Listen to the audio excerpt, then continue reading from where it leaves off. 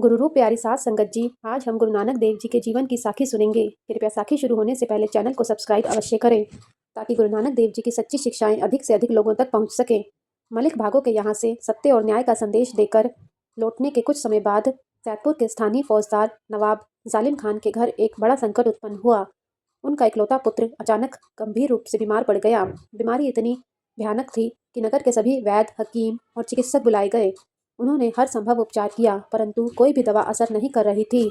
अपने पुत्र की पीड़ा से व्याकुल जालिम खान किसी भी उपाय के लिए तैयार था। तभी उसके दरबार के सलाहकार मलिक भागो ने सुझाव दिया कि नगर के पीर फकीरों से अल्लाह की दरगाह में मन्नत और दुआ करवाई जाए, क्योंकि फकीरों की जुबान में बहुत तासीर मानी जाती है। यह सुनते ही जालिम खान ने आदेश दिया कि नगर के सभी पीर और फकीर तुरंत पकड़कर दरबार में लाए जाएं। इन फकीरों में श्री गुरु नानक देव जी भी शामिल थे।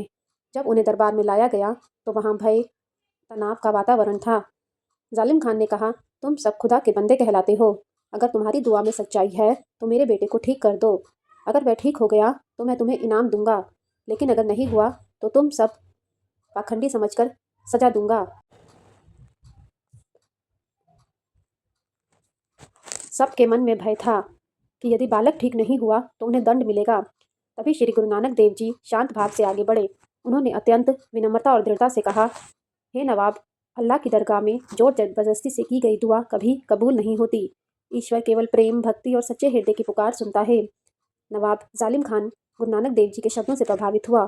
उसके मन में यह विचार आया कि मनुष्य चाहे कितना भी शक्तिशाली क्यों न हो, वह ईश्वर के हुक्म में कभी दखल नहीं कर सकता। गुरु नानक देव जी ने आगे कहा, ईश्वर के सामने सभी समान हैं। वह न किसी के पद को देखता है और न ही किसी की संपत्ति को। वह केवल सच्चे मन की पुकार सुनता है। इन वचनों ने जालिम खान के हृदय को झकझोर दिया। उसने अपना आदेश तुरंत वापस लिया और सभी पीर फकीरों को मुक्त कर दिया। उसने गुरु नानक देव जी से क्षमा मांगी और विनम्रता से कहा कि वह अब सच्चे मन से अपने पुत्र के लिए दुआ करेगा। जब जालिम खान ने सच्चे मन से प्रार्थना की तो उसके पुत्र की स्थिति धीरे धीरे सुधरने लगी। यह देखकर उसका विश्वास और भी दृढ़ हो गया। उसने गुरु नानक देव जी के चरणों में सिर झुकाया और प्रण किया कि वह अब कभी भी किसी पर अन्याय नहीं करेगा। इस प्रकार श्री गुरु नानक देव जी ने अहंकार, भय और जबरदस्ती पर सत्य, प्रेम और विवेक की विजय स्थापित की। उन्होंने यह सिद्ध किया कि सच्चा संत वही है जो निर्भय होकर सत्य कहे। इस साखी से हमें यह शिक्षा मिलती है कि ईश्वर केवल सच्चे मन की भक्ति से प्रसन्न होता है, न कि डर, दबाव या पाखंड से। गुरु रूप प्यारी साध संगत जी, यदि आपको गुरु नानक देव जी की सच्ची प्रेरणादायक साखियाँ पसंद आती हैं और अच्छी लगती हैं तो गुरु नानक देव जी की सच्ची साखियों के लिए चैनल को सब्सक्राइब अवश्य करें। वीडियो को लाइक करें, अपने विचार कमेंट में शेयर करें। इसे अधिक से अधिक लोगों तक शेयर जरूर करें।